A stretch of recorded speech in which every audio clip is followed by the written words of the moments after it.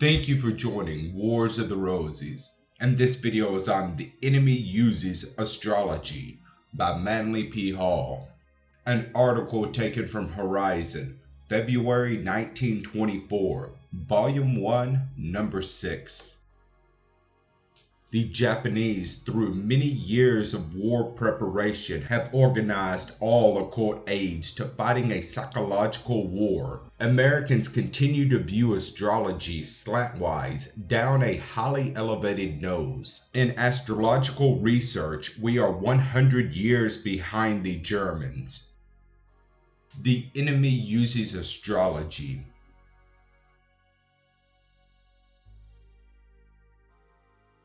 For years, professors in our leading universities, psychologists, and astute American thinkers have known that the scientists in Germany, Austria, and several other small countries of Europe have been carefully classifying and studying various so-called pseudosciences, digging into them with all the thoroughness which has always marked the European mind. Elaborate these have come out of Germany. These articles have been quoted in our journals, but our American professors merely thumbed through them and said, "More rot."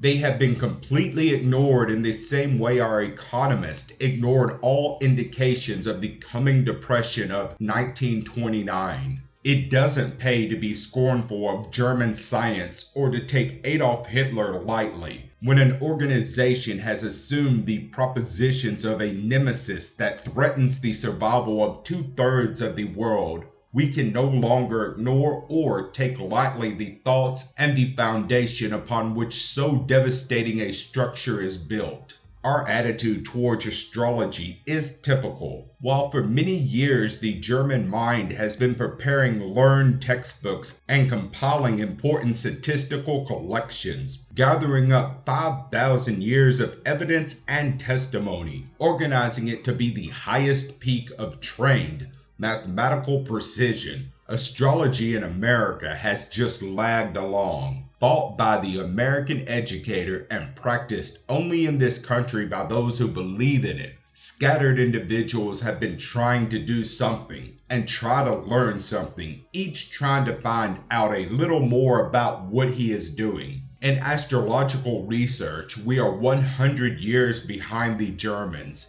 The skilled efforts of an individual, no matter how conscientious, cannot be compared in effectiveness to the coordinated efforts of a highly specialized group of highly trained technicians, supported by the state and given every facility imaginable. The Germans right now naturally are not publishing what they know. They are keeping it for their own use. And we are doing nothing about it. If an American advocate of astrology could get so far as to even approach our intellectual leaders on this subject, he would be regarded slantwise, down a highly elevated nose. Astrology would be too insignificant to waste time on. In the presence of this attitude, we are no more armed on the astrological front than we were a year ago on the military front.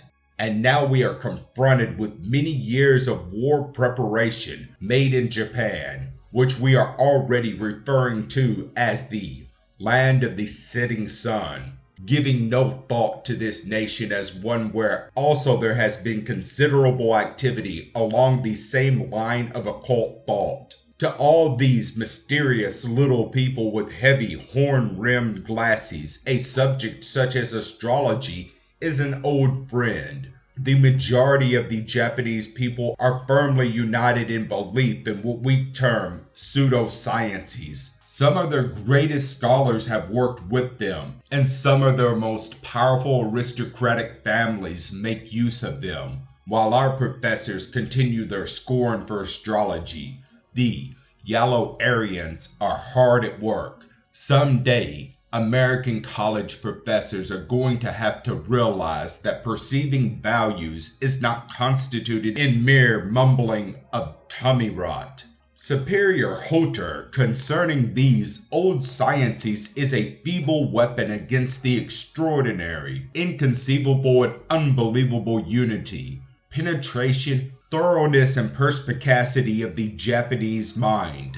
We are right now up against one of the closest shaves humanity has ever had, probably the nearest approach to a common disaster the world has ever known, and it is because the Japanese settled down to a program and stayed with it, and because they made use of every weapon they could discover, including astrology, phrenology, graphology, and even palmistry. In the presence of Japan as an enemy, it is very essential that we are not too flippantly superior in our attitude regarding these things. We lay out a war program from a strictly military standpoint, industrially backed, but from the standpoint of fighting a psychological war against a trained psychological people, we are still disarmed. Today we have in this country 15,000 trained psychologists, many as brilliant as any group of men in the world.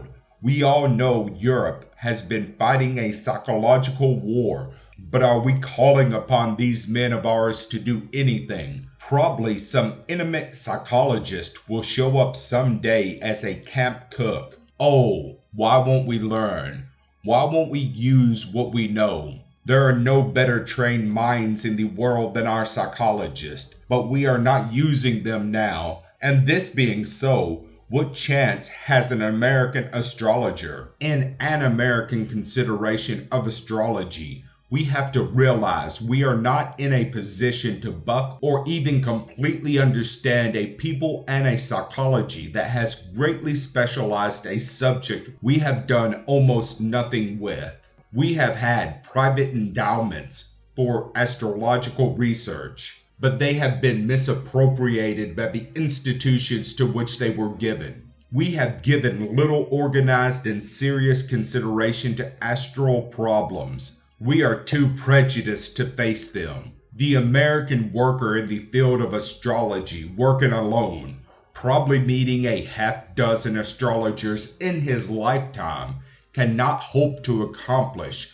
what several hundred trained men with powerful subsidies, every facility and encouragement, and the highest educational qualities can accomplish in interpreting and determining astral values under existing world conditions. Research on the subject of Plato alone might be a powerful key to this whole situation. Our enemy nations are in a position to make it, and we are not. There is no question that in Axis countries, astrology has been developed to a high degree as an offensive and defensive weapon. We know practically every early move that Hitler has made coincide definitely with the best time selected for such a move, and that his reverse follows definitely and inevitably the planetary reactions to all planetary bodies. We know of his Russian campaign, that when he came to the solar opposition at the time at which he began the campaign, he faced a retreat. There are certain laws which, if the other side could use them, would make a marked difference. We would know when to do things and why.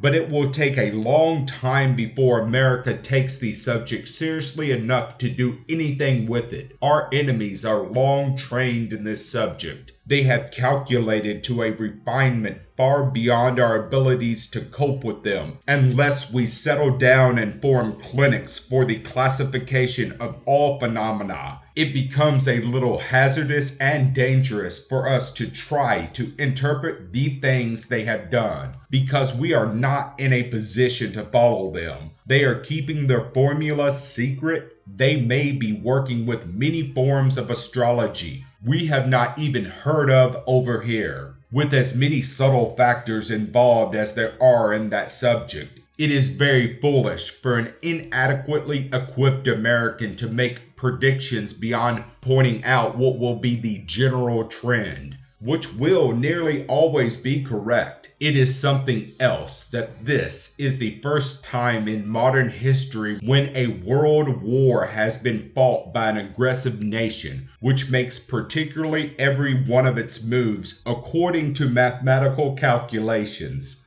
Napoleon had his astrologer, so did Genghis Khan, So did Caesar, and so did Alexander the Great. And these astrologers occupied positions as counselors. But Napoleon had one astrologer, Caesar had one, Genghis Khan had two, and Alexander had one.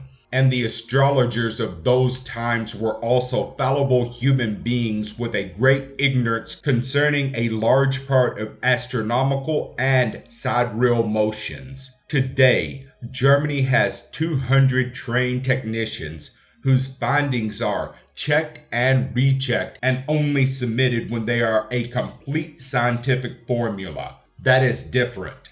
It is a use of a weapon for which we have not as yet developed any counter weapon. In spite of the incredible accuracy with which these reports have been given, Adolf Hitler's position is not secure. The German mind, with its intended utter thoroughness, has its proverbial blind spot, and probably has missed something important in astrology, the same factor it missed in the case of psychology. It is what might be called the mystical or spiritual factor. The universe is not only a mechanical formula, but a great spiritual impulse, and that is where the European is likely to fall down, in the idealistic equations. In the same way that Hitler believed, seemingly, that he could control the minds of conquered people, but found out he could not.